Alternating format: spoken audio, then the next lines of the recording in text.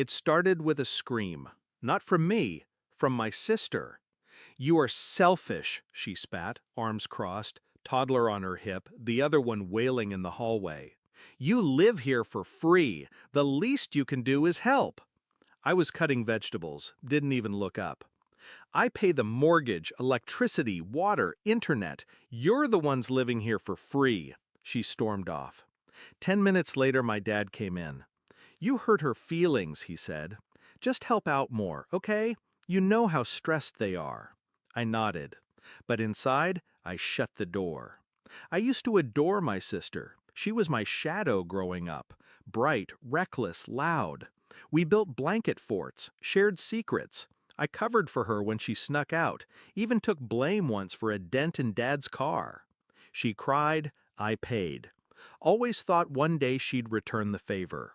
Turns out, she never learned the difference between love and leverage. It started slow. They moved in temporarily after her husband lost his job. 6 weeks turned to 3 months, then 6. They took my old room, more space for the kids, they said. I moved to the attic. I kept paying the bills, quietly, steadily, because I thought it was family, and family helps.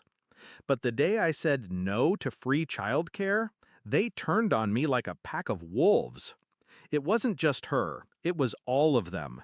My mom said I lacked compassion. My dad said I was making things tense. Her husband? He just grinned like he'd won. And maybe he had, for a moment. Because that night, I packed a bag. Not out of anger, out of clarity. And the next morning, I handed Dad a printed list. Starting next month, I won't be covering these. He scanned it. Mortgage, utilities, subscriptions. You're being dramatic. I'm being done. I walked out with a duffel bag and a $3.79 cup of coffee. Freedom never tasted so bitter or so right. The first few weeks were quiet. They didn't call, didn't ask where I went, didn't say thank you for the years I paid their bills like it was my duty. I found a one-bedroom apartment. Small, clean, mine. I cooked for one, slept soundly, paid my own way. Then the texts started. "Wi-Fi's not working. You forgot to pay? Mortgage is overdue. You sure you canceled it? We need help, just for a bit." I didn't answer. I just watched. Then came the eviction notice. They couldn't keep up. Turns out 2 kids, no job, and no plan don't magically work themselves out. My dad called me. "They're losing the house. Are you really going to just watch?"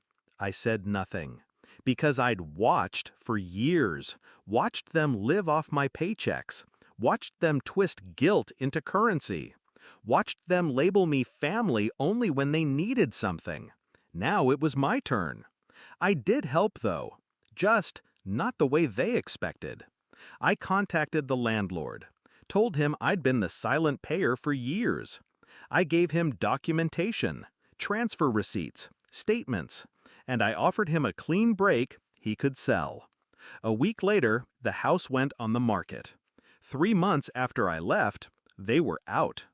I ran into my sister at the grocery store a few weeks later. She looked tired, unbrushed hair, cracked phone screen, baby crying in the cart.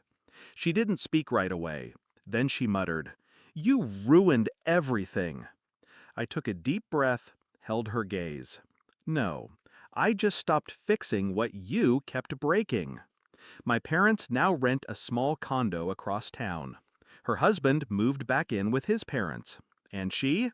She couch surfs between friends. No more spa weekends, no more mimosas while I folded their laundry. Just reality. It was never revenge. It was release. Sometimes I still think about the attic, that tiny space, just me and the silence. I remember the ceiling fan clicking, my phone lighting up with their demands, my hands shaking while I drafted resignation emails. Because I was working 2 jobs to support 4 people and 2 kids who didn't even know my name. Now, I sit on my balcony, alone, at peace. No guilt, no noise. They called me selfish. But selfish is giving people just enough rope to see what they do with it. Turns out, they hung themselves. And all I did was let go of the end.